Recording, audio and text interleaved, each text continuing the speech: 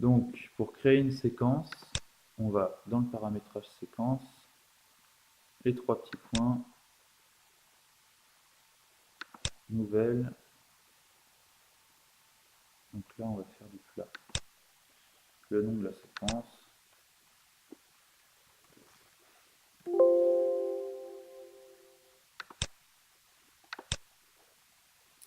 On arrive sur cette page-là. Donc, les trois petits points. Et là, le nom de l'usinage. Donc, bien souvent, c'est le nom de la première meule. Donc, on va mettre, comme on fait du champ, on va mettre champ. Et ensuite, meule N1. Meule numéro 1. Voilà. Donc là, on doit dire à la machine avec quel outil elle va travailler. Donc, on vient dans notre magasin d'outils et on vient choisir la meule numéro 1. Les vitesses de rotation et la vitesse d'avance. Là, c'est les valeurs par défaut que tu mets. Ça, là, c'est ce que vous utilisez actuellement, je crois. Ok. Les paramètres qui sont fournis par les fabricants d'outils. Normalement. Ouais. Voilà. L'angle, bah, si vous voulez un champ droit, vous laissez à 0.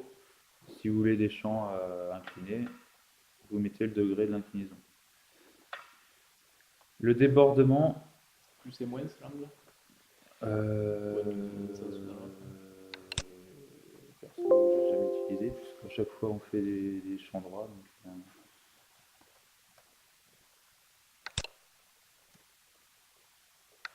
ouais. Le débordement, c'est par rapport au diamètre de l'outil, de combien elle va sortir de la pierre. Le nombre de passes, c'est le nombre de passages sur la pierre. Valeur d'oscillation, voilà, c'est sur l'axe A. Elle va faire, si on met par exemple 0.1,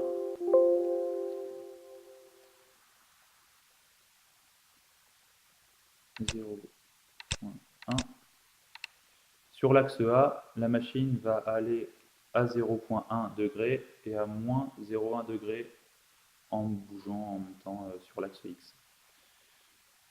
Généralement, c'est à 0. Le pas de décalage, c'est de combien la meule va se décaler en Z par passe. Donc c'est celui-ci. C'est ce pas de décalage. De combien elle se décale à chaque fois. C'est pas évident à expliquer en... Hop.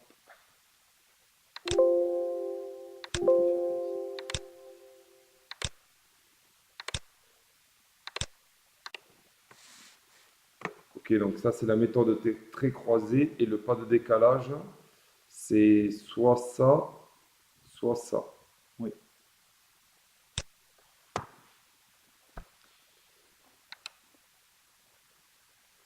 Ok. Et ensuite la pression, donc c'est à combien la machine va appuyer 30. sur la pierre. Ouais. Donc bien souvent, oui, c'est aux alentours de 30. Ensuite, ici, alors si c'est l'engagement et le dégagement. Donc ça veut dire c'est comment la machine va venir commencer sur la pierre. Donc si on met le type 0, là c'est pareil, il va falloir dessiner. Si on met le type 0, ça c'est ma pierre vue dessus. Si on met 0, la machine va venir comme ça directement. Ok, donc là, on est dans la méthode 0. La machine, bon, sur le côté, mais évidemment, l'outil va venir tout droit et puis va se décaler sur le côté. Et après, le type 4, ça vient en diagonale, on va dire. Voilà. Voilà, ça vient en diagonale comme ça. Le risque, c'est si tu as une malle agressive, c'est de. Ouais. C'est quand le mal joue trop sur le bord. Il va progressivement. C'est ça? Ouais. Alors moi, ce que je conseille dans le type 4, c'est on va commencer avec 1 d'angle. Et ensuite, pour les prochaines, donc on va copier celle-ci. On la sélectionne, les 3 petits points, copier. Donc là, on va passer sur la meule numéro 2. On n'oublie pas de changer l'outil. Et donc sur le type 4 ici, je mets 1.5. Comme ça, elle ne va pas toujours commencer ici.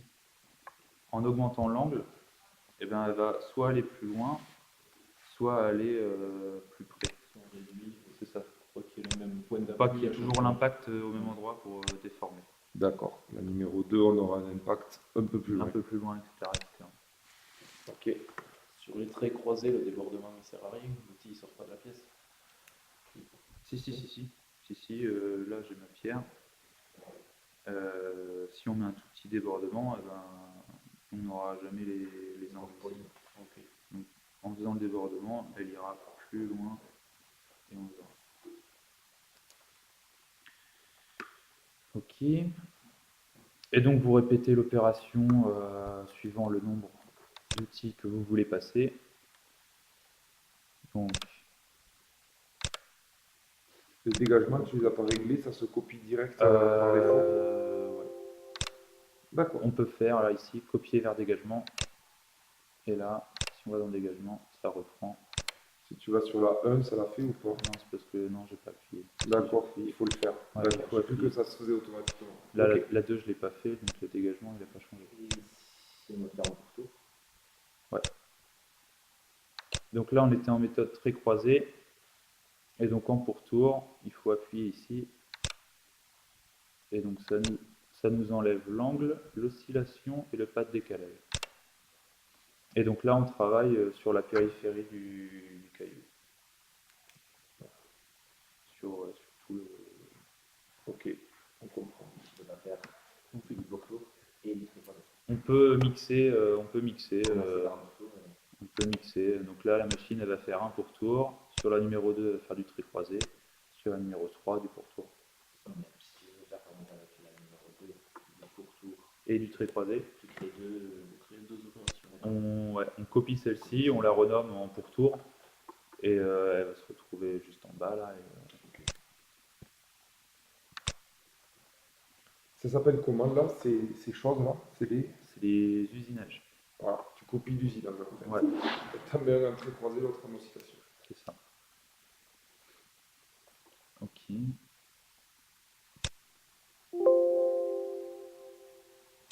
Ouais, donc si on a oublié des paramètres, elle nous le dit. Avec ça. On nous le répète jusqu'à ce qu'on ait appris. Ok. Donc là pour les champs, c'est bon. Pour finir sur les champs droits, il y a une séquence qui est vraiment similaire, c'est l'arête. Donc, arête. Valentin, tu disais que c'était pareil en fait. Ouais, c'est la même chose. Les termes, c'est les mêmes. Il y a juste quelques paramètres là, que vous n'avez pas, puisque sur une arête, on fait une arête.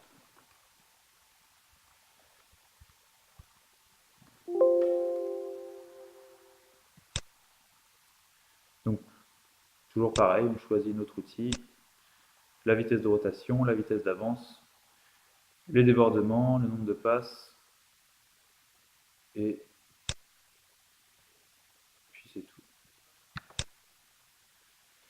Et donc le débordement, il faut bien faire attention à ne pas mettre le débordement supérieur au diamètre de l'outil. Sinon, votre outil va tomber dans le vide.